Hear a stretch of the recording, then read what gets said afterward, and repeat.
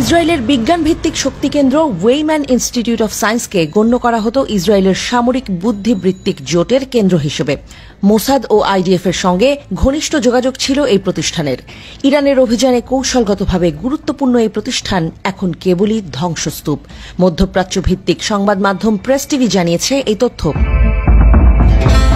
শনিবার ভোররাতে এই হামলা চালানো হয় অপারেশন ট্রু প্রমিস 2 এর অংশ হিসেবে। এর ফলে প্রতিষ্ঠানটি কার্যত অকার্যকর হয়ে পড়েছে।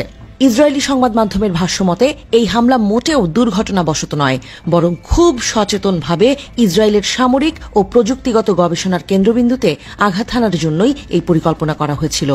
ধ্বংস হয়েছে পদার্থবিদ্যা, জৈব প্রযুক্তি, কৃত্রিম বুদ্ধিমত্তা ও সামরিক উপযোগী গবেষণাগারগুলো। বিশ্লেষকদের ভাষায় ক্ষতির মাত্রা বিপর্যয়কর। ধ্বংসস্তূপে পরিণত হয়েছে বহু ল্যাবরেটরি, ভবনের একাধিক তলা, অগ্নিদগ্ধ যন্ত্রপাতি, ছিন্ন বিচ্ছিন্ন বৈজ্ঞানিক দলিল এবং ক্ষতিগ্রস্ত মূল্যবান জৈব উপাদান, সব মিলিয়ে কয়েক দশকের গবেষণা এখন ছাই আর ধোঁয়া। এক গবেষক আক্ষেপ জানিয়ে বলেন, আমি 22 বছর ধরে যে ল্যাবে কাজ করছি সেই জায়গাটা 15 মিনিটেই পুড়ে ছাই হয়ে গেল। 3 তলা ধসে পড়েছে, কোথাও কিছুই নেই, না তথ্য, না ছবি, না গবেষণার কোনো ইতিহাস।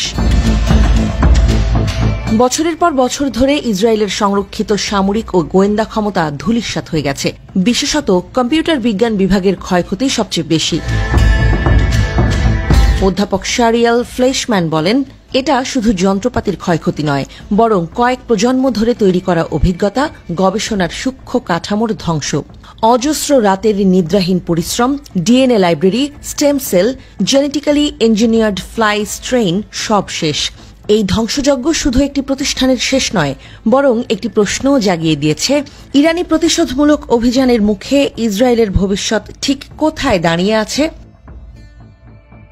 প্রসঙ্গত, এই হামলা চালানো হয় ইসরায়েলি ড্রোন হামলায় ইরানের একাধিক শীর্ষ সেনা কর্মকর্তা, পরমাণু বিজ্ঞানী, নারী ও শিশু নিহত হওয়ার কয়েক ঘণ্টার মধ্যেই।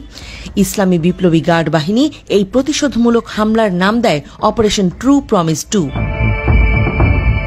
আর এই হামলার পর ছড়িয়ে পড়া ছবিগুলোতে দেখা যায় পুড়ে যাওয়া ভবন, উড়ে যাওয়া জানালার কাচ, ছাদ থেকে ঝুলে থাকা বৈদ্যুতিক তার ও ফায়ার সার্ভিসের জলজোরে ভেসে যাওয়া ইনস্টিটিউটের আঙিনা। শুধু একটি ক্ষেপণাস্ত্রেই যেন ধূলিসাৎ হয়ে গেল ইসরায়েলের গোটা বৈজ্ঞানিক অহংকার।